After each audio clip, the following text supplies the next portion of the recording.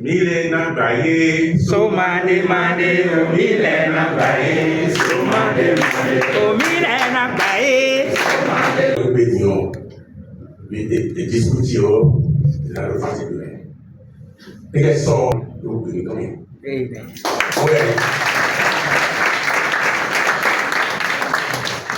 Merci d'être là si nombreux.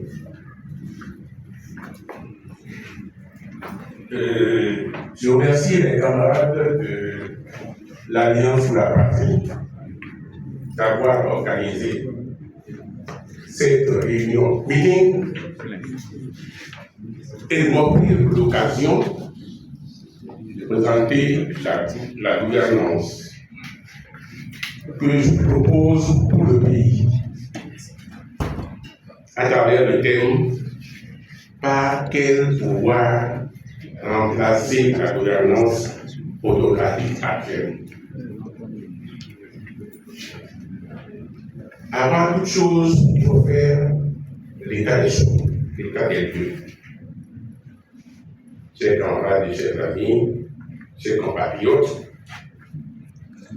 la raison d'existence de tout parti est de prendre et exercer le pouvoir politique. C'était, disons, l'objectif que j'ai toujours poursuivi depuis mon engagement en politique dans les années 1970. Comme tout le monde le sait, ce n'est plus un secret pour personne. Le Creuset, ou plutôt le parti, qui a porté cette ambition, qui est la mienne, et qui le porte toujours aujourd'hui, c'est le Parti communiste burundais.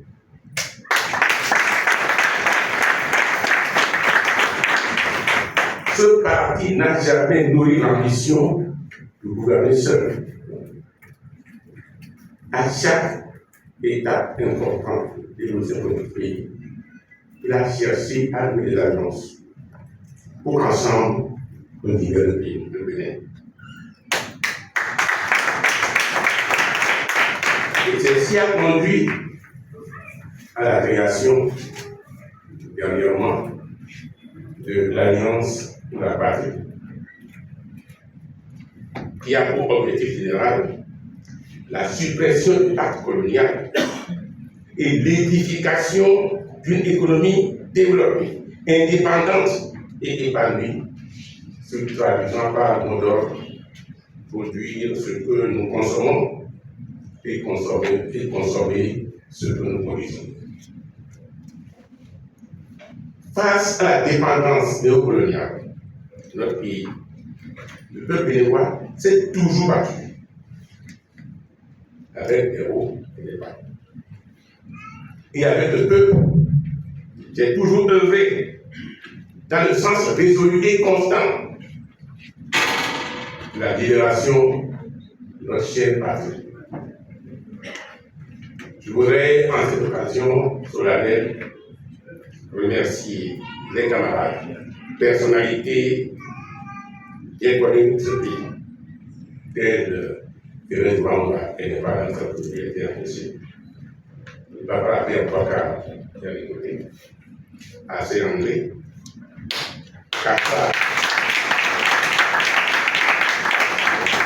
Kassa Mampo, et j'en passe. D'avoir affirmé à travers leur déclaration, le moment est venu, que je conduise le pays vers un avenir radieux, émancipé et indépendant. Encore une fois, merci. Le Bénin, notre pays, est dans le gouffre. Personne, tout le monde le dit.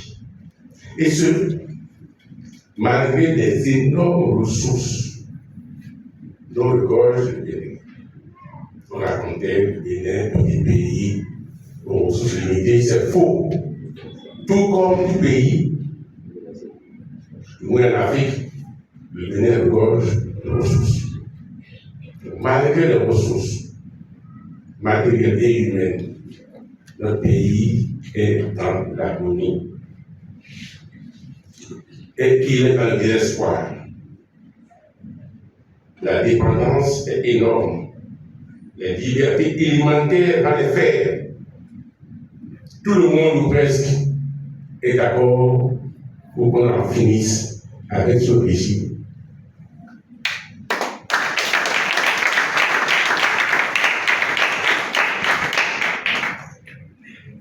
Mais par quoi de remplacer la question économique? Car déjà les interventions ont montré que depuis 60, des régions sont passées. C'est comme s'il y avait un recommencement des misères du camion qui va nous sauver avec des ressources. Donc, par quel régime, quel pouvoir remplacer celui-ci? C'était le terme que j'ai eu à développer, qui a été développé d'ailleurs, disons dernièrement, le 27 avril 2024, en ces mêmes lieux, à la session du Conseil général de l'Alliance de la Patrie.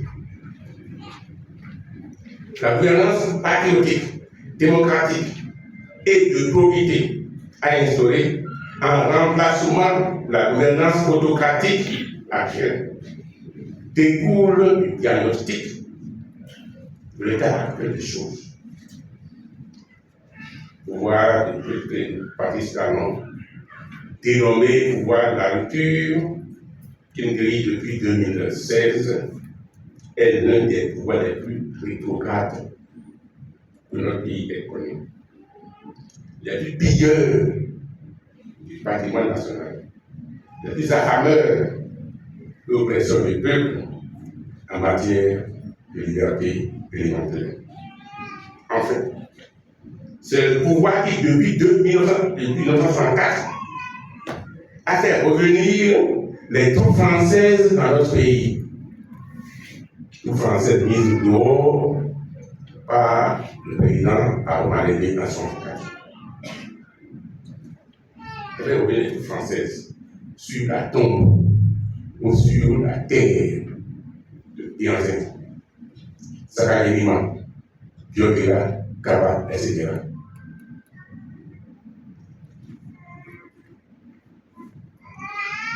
Comme on le sait, les grands fléaux qui marquent l'état actuel du Bénin s'intitulent ainsi qui suit: dépendance néocoloniale et pillage qui en découle.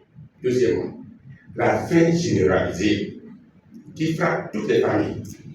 Troisièmement, l'absence totale de liberté élémentaire. Les deux derniers fléaux dépendant du premier. Bref, la persistance de l'État du pacte colonial faisant du Bénin, en fait, un enclos français d'Afrique, avec un pouvoir néocolonial faisant de notre peuple un peuple étranger chez lui. C'était de ceux depuis 1894, la victoire sur le Bianzin. La démocratie qu'on nous vend tous les jours est une démocratie de prisonniers. C'est celle compatible avec les intérêts de domination française au Bénin. Et à chaque élection, échéance électorale, l'impérialisme français s'empresse de susciter de nouveaux gouverneurs à peau noire pour faire le change et conserver l'essentiel. Pouvoir de Talon est le représentant le plus extrême de cet État néocolonial, avec la monopolisation de pillage du patrimoine national, l'instauration d'une dictature de type fasciste pour protéger son énorme empire financier. Voilà l'État à remplacer. Et alors, quels sont les grands traits de l'État patriotique au Bénin? Au point de vue des principes, la description de l'État nouveau appelée, vue sous l'angle de la virtualité, comporte des principes. Ce sont la souveraineté dans tous les domaines, la satisfaction des besoins des hommes et non le principe de la réalisation des profits individuels, l'appui sur la culture et valeurs positives et les développer, et l'arrimage d'emblée de notre pays au secteur les plus en pointe pour le but technologique et scientifique, notamment, disons, aujourd'hui, l'informatique, la robotique et l'intelligence artificielle. Au plan de gouvernance politique, ma gouvernance s'appuiera sur 3 mots d'ordre: l'homme, la patrie, la démocratie.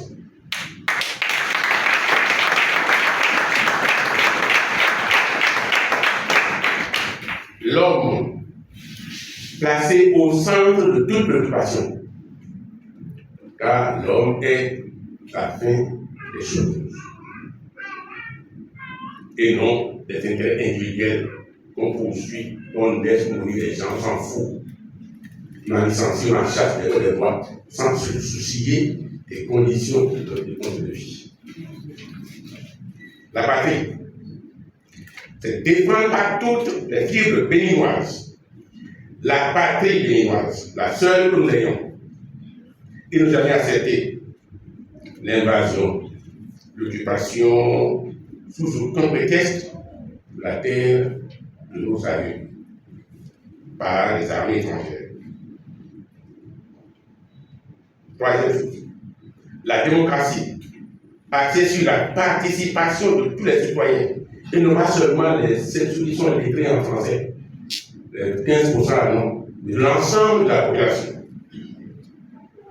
aux affaires de l'État, préserver les libertés générales, individuelles et collectives.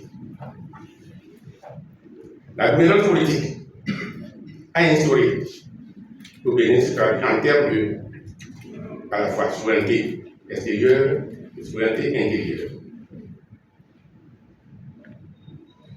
Au point de vue de la souveraineté extérieure, je mettrai fin à tous les accords coloniaux, la défense, la sécurité,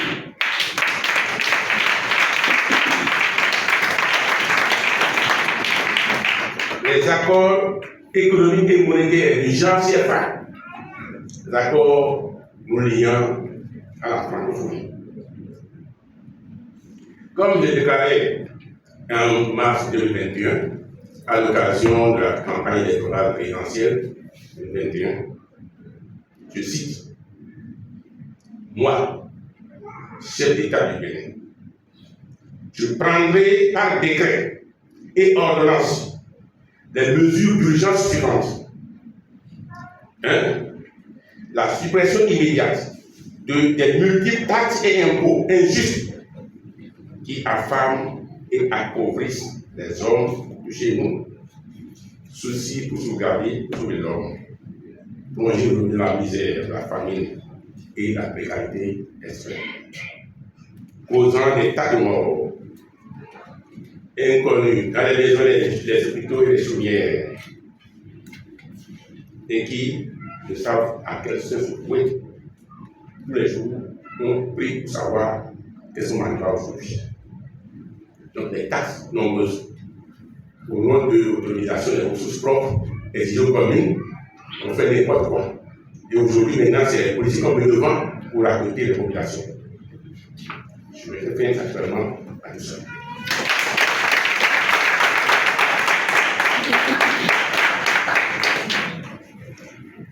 Je procéderai par, disons, l'application de la Constitution autocratique de novembre 2019 et des lois criminelles, base légale de droit autocratique. J'accorderai une amnistie générale avec effet immédiat, la sorte des prisonniers politiques, le retour des exilés politiques.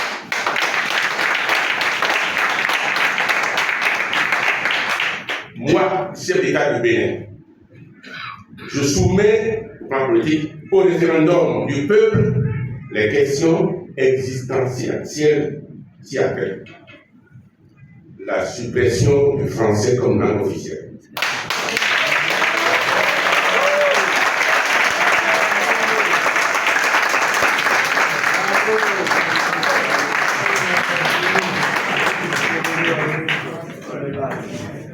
Et effectivement l'instauration, bien sûr, de toutes les langues parlées au Bénin comme langue officielle.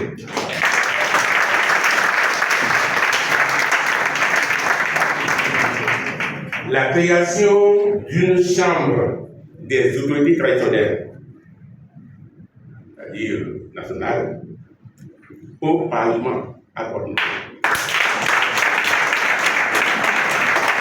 qui sera chargé de contrôler la conformité des lois votées par les députés avec une culture positive. De la sorte, nous aurons deux chambres au Parlement. La Chambre des députés, qui fait les lois, mais ça passe ensuite à la Chambre des dignitaires ou des nationalités du pouvoir. Et c'est conforme à nos traditions.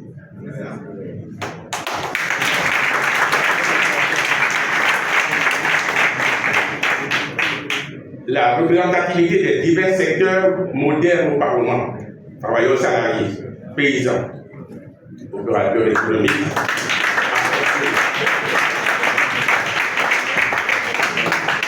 la souveraineté de l'État sur toutes les ressources naturelles du sol et du sol, sur les entreprises du secteur stratégique, avec leur appartenance inaliénable à l'État. L'instauration des structures du personnel et des usagers dans les grandes administrations publiques en charge du contrôle citoyen sur la gestion du bien public par ceux qui gèrent le fonds public. Les libertés démocratiques totales sont rétablies aux citoyens et au peuple. Liberté de conscience, de culte, d'association, de réunion, de presse, de manifestation. Rétablissement du droit de grève aux travailleurs.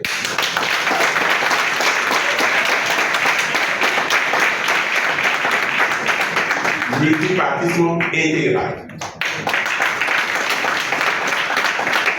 Ensuite, le rééquilibrage administratif du territoire national, comportant une réforme territoriale avec division du territoire, assurant l'auto-administration locale étendue jusqu'au village.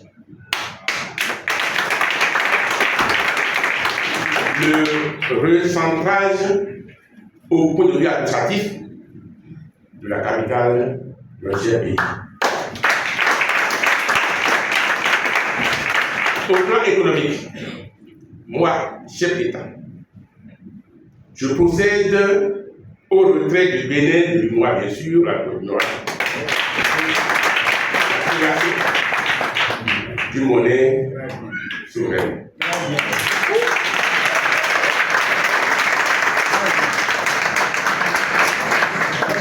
Je prends par décret les mesures suivantes.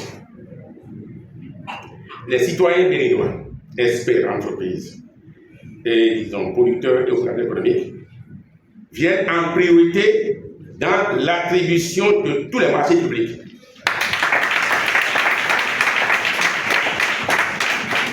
Toutes les productions des citoyens béninois doivent bénéficier de mesures de protection tarifaire suffisantes, compatibles avec l'appartenance à l'organisation régionale. Ensuite, la transformation sur place des matières premières en produits finis au Bénin, avec association des capitaux privés, prioritairement béninois, dans un juste partenariat public et privé.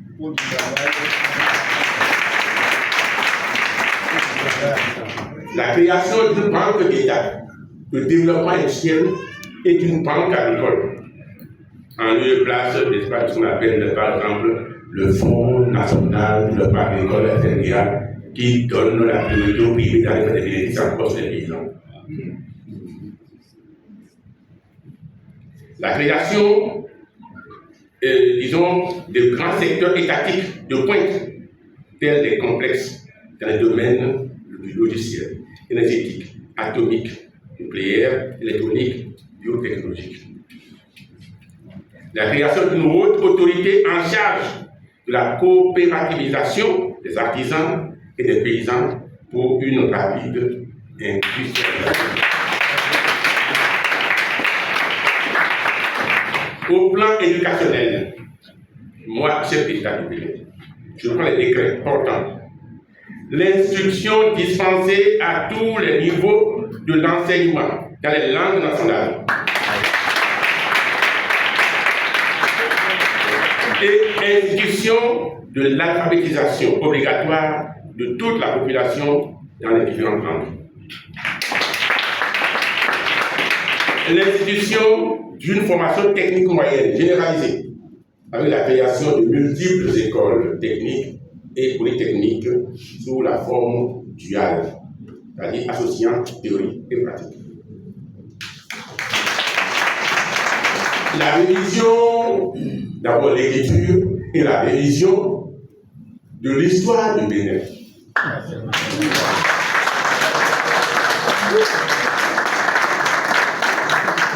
Conseil renseigné, s'il vous plaît, il n'existe pas aujourd'hui de livre d'histoire du Bénin écrit par les Béninois, ça n'existe pas.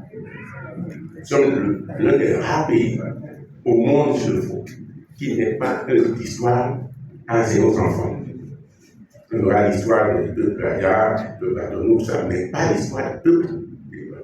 Seul un écrivain qu'on appelle Cordovien a écrit une histoire du Bénin, n'est-ce pas, un colon. L'institution de bourse et allocation scolaire et universitaire pour les fils pauvres.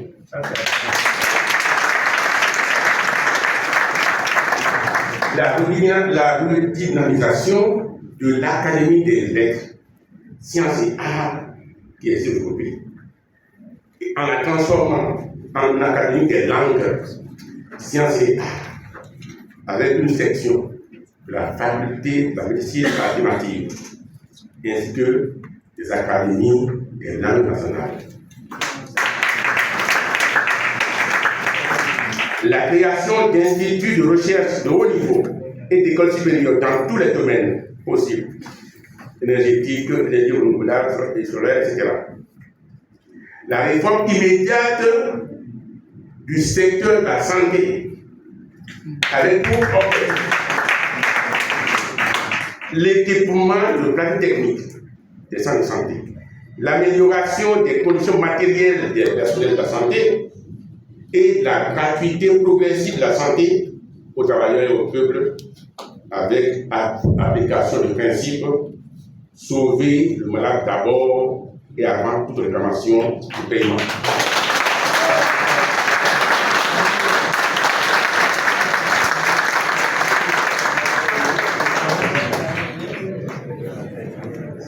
Au plan de la coopération régionale, moi, chef d'État du Bénin, je renforcerai les relations avec tous les États de la sous-région.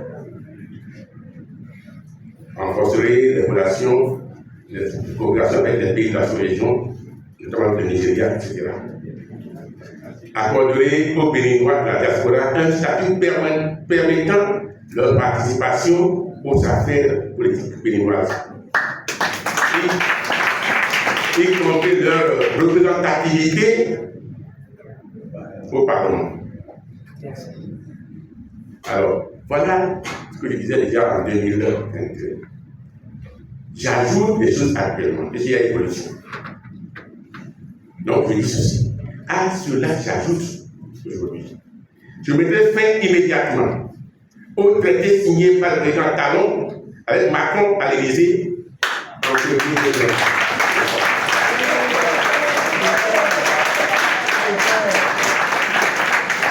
Je mettrai au dehors de notre pays toute base ou mini-base déguisée en institut français militaire.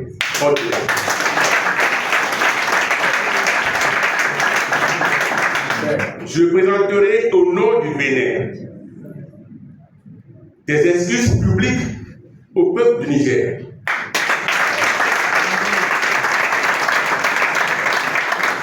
Pour tout le tort causé à la population du Niger par les mesures illégales, inhumaines prises à leur encontre.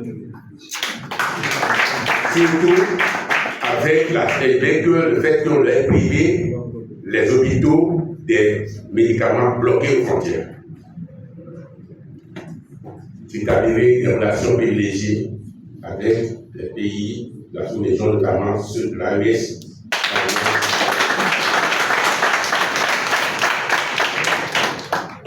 Voilà, je vais citer ce que nous connaissons à Chrétien. Il y a la défense nationale, l'armée. Alors, notre armée aujourd'hui est rendue comme armée mercenaire au service de l'étranger.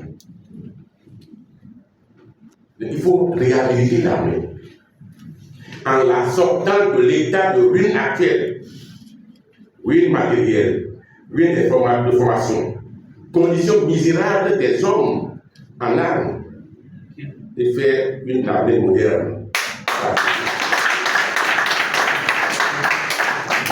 En tant que principal instrument central, la défense du territoire, et donc instrument de mise en œuvre du patriotisme et de la souveraineté, l'armée va faire l'objet d'attention particulière pour la soustraire de son état actuel, d'instruments de domination et des plans d'agression français contre les peuples béninois et voisins. Pour ce faire, une commission particulière sera installée, chargée de l'étude et de la résolution des énormes problèmes qui assaillent l'armée de notre pays. Depuis la situation matérielle des hommes jusqu'aux structures qui la composent, institution des formations en stratégie militaire, en balistique, et la création immédiate d'une industrie d'armement pour la fabrication sur place d'armes légères et de munitions variées. La formation militaire généralisée pour les hommes et les femmes béninois. Au point de vue des moyens d'action, s'organiserait le recueil systématique et la centralisation dans les banques de données, des informations relatives aux ressources humaines et matérielles, du sol, sous-sol, ainsi que du savoir-faire collectif de la population. Réunir les opérateurs économiques béninois sans exclusive en états généraux de l'économie et signer avec eux une charte pour un plan de développement rapide et harmonieux du pays.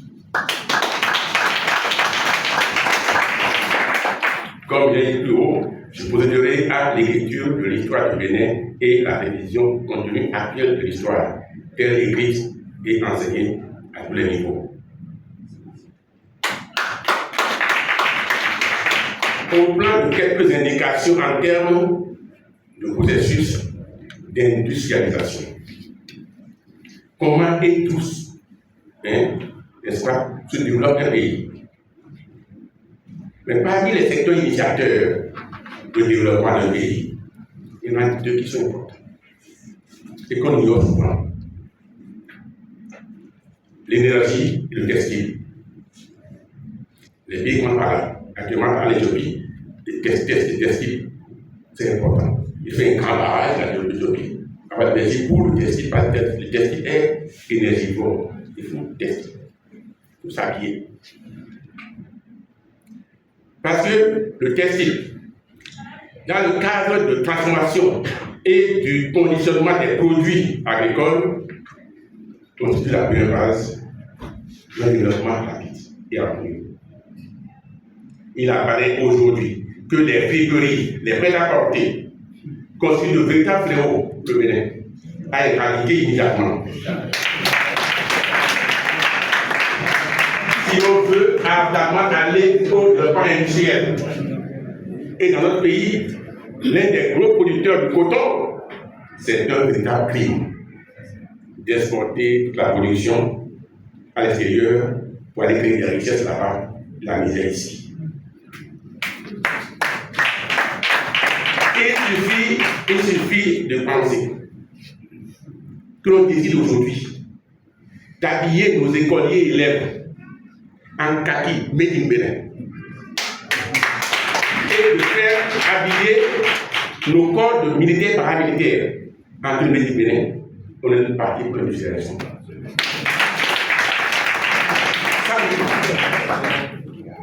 C'est très simple.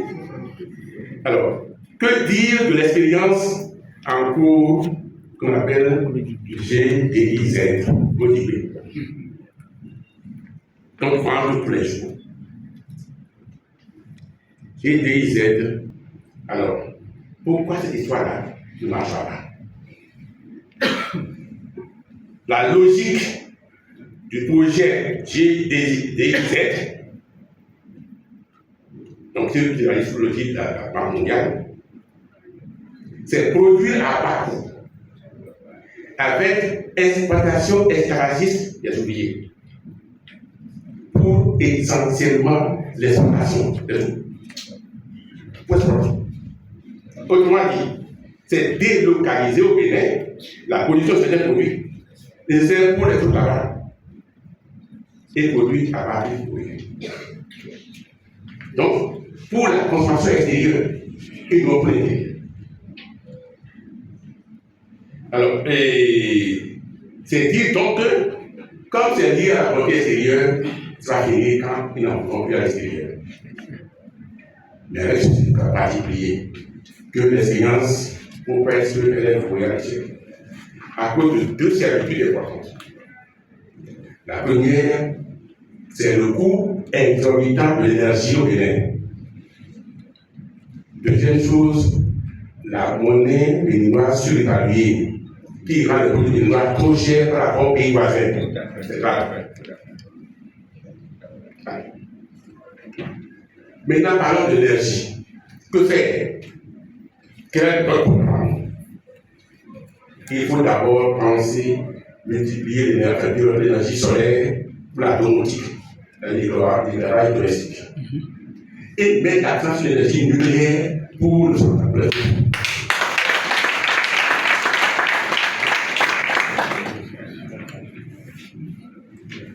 Alors, comment se réalise un processus d'industrialisation? Il faut premièrement commencer par la transformation et le conditionnement sur place des produits secteur primaire, agricole, élevage, pêche, qui satisfait les besoins en aliment, en soins de santé de la population. Dans cette phase, le textile occupe une grande place, comme dit plus haut. Transformer sur place des ressources, des richesses minières éventuelles, découvertes pour en faire des produits de transformation et d'exploitation. Les cas actuellement qui s'observent au Mali et autres là, qui ont été pour une usine de raffinerie du Thor et au Mali, nous l'importons.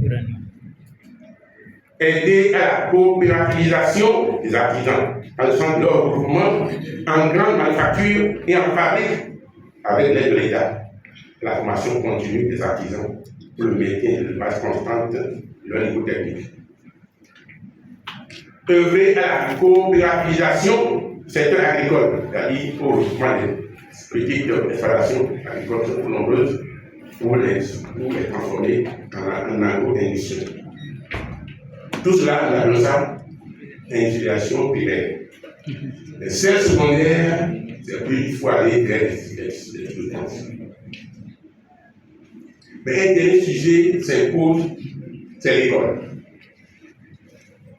L'école est l'élément central de tout développement. Car de tous les trois capitaux, n'est-ce pas, ressources minières, capitaux, n'est-ce pas, forces urbaines, et capitaux, n'est-ce pas, financiers, c'est le capital force urbaine qui est le capital actif, qui transforme les deux. Or, l'école tue chez nous le capital force travail. Ça tue, littéralement.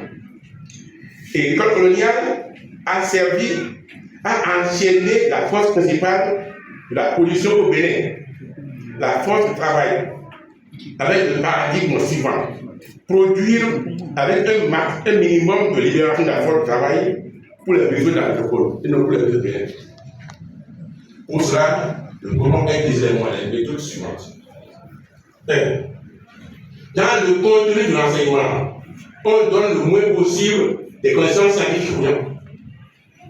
En tout cas, à l'université, 72% des choses des étudiants vont entre le droit et la lettre.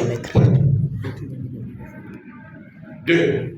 Réserver les connaissances, et ça avertit d'ailleurs, seulement à une petite élite, soigneusement choisie et dressée au service des intérêts coloniaux. 3. Orienter l'essentiel des connaissances vers les éléments étrangers à la culture. Étrangers, n'est-ce pas, aux besoins de la population. 5. Détruire la créativité et, disons, l'inventivité chez les hommes du Bénin. Donc, c'est tout ça. Nous apprenons autre chose. Pour votre pays, là, c'est autre chose qu'on apprend. Pour que vous soyez en train de demander des aides extérieures pour être prêts à la place et pour qu'on vous déclare des airs de compétence. 6. Détruire ou surtout effacer l'histoire, vos propres histoires. Demandez à vos tabliers maintenant, le mime là, est-ce que vous savez le faire? Nous devons frapper non. Accord. C'est ça qui reflète. J'ai oublié ça aujourd'hui.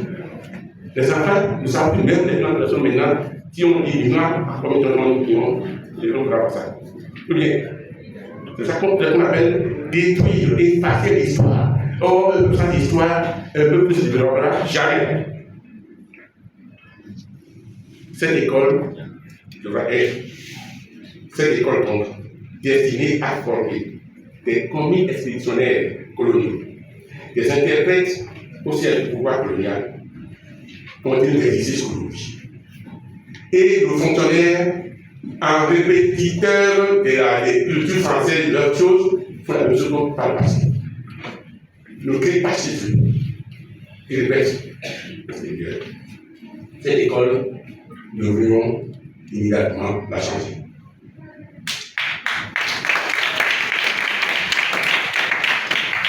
Nous devons expliquer une école pour la formation des hommes pour répondre aux besoins de notre pays dans tous les domaines et non pour les besoins étrangers.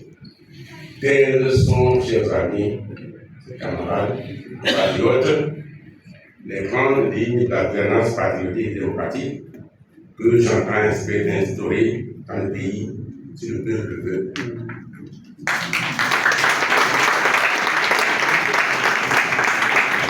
En conclusion, comment parvenir à cette gouvernance patriotique? On ne peut y parvenir ni avec la constitution actuelle, celle de 2019, ni avec celle de 90 qui est dépassée. Il faut nécessairement que toutes les filles et fils de ce pays s'asseyent de nouveau pour définir un nouveau mode de vivre ensemble. Et il nous faut une nouvelle conférence nationale en avant pour une gouvernance patriotique et démocratique. Tous ensemble, nous vaincrons.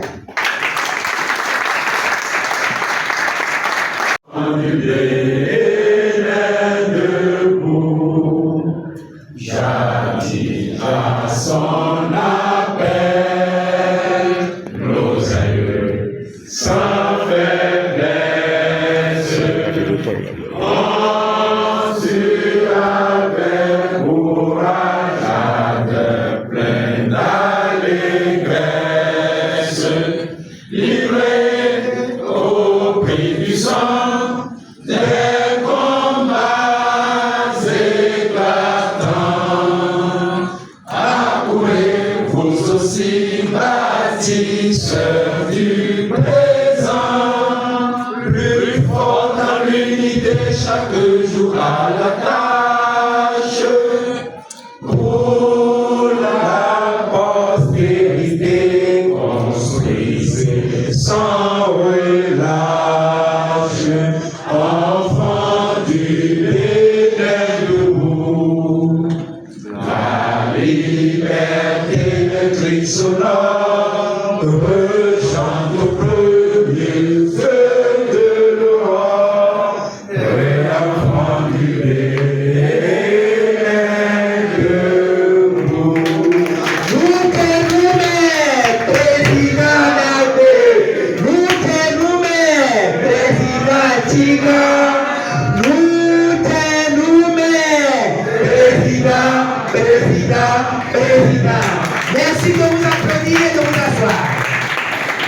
Bien. Tout est bien qui finit bien. Chers amis, mesdames et messieurs, les invités, éminentes personnalités présentes ici, messieurs les professeurs, mesdames les professeurs, chers amis, militants, militantes des différentes organisations panafricanistes, des différentes organisations démocratiques, des organisations anti-impérialistes, messieurs les membres du Présidium, monsieur le Président Philippe Tolo-Roudiamé, permettez que par cette occasion, je remercie cette assemblée et vous remercie particulièrement pour cette occasion que vous venez d'offrir au peuple béninois tout entier pour découvrir ce que doit être le Bénin pour vivre en paix et surtout dans la joie, le peuple béninois. Vous venez aujourd'hui de nous offrir tout un arsenal pour renforcer notre conviction et pour nous faire confiance de ce que, en dehors du Bénin actuel, dans des mains d'un despote qui pille, qui tue, qui assassine, qui contraint à l'exil, il y a un Bénin vivable pour tous les Béninois. Il y a un Bénin dont doit rêver tout Béninois digne de ce nom. Il y a un Bénin que l'on doit être en mesure de démontrer aux pilleurs actuels que c'est possible que ce Bénin soit et qu'il est temps qu'il dépose le tablier, qu'il est temps qu'il s'en aille avant que le peuple lui dise assez. Merci donc de nous avoir offert cette occasion et ainsi nous disons c'est la fin des activités, c'est vrai que bien, mais à ça nous voulons voir j'arrive. Mais là soit vous dites to mitole mignon, mais vous même mitole play, mais oh mais téton mais co, mais quand les mignon, mais donc c'est d'où grand l'eau, que le coco maintenant il s'en va ton et quand tout là, beaucoup qui est tout donc on est mais Maquilaire, c'est un expert en ce qui concerne les questions frontalières. Il est un membre de la commission permanente des questions frontalières du pays. C'est un historien en plus. Il a fait le droit. Donc ce n'est pas la compétence qui manque. C'est pour vous dire, il connaît très bien le pays. Et tout pour nous,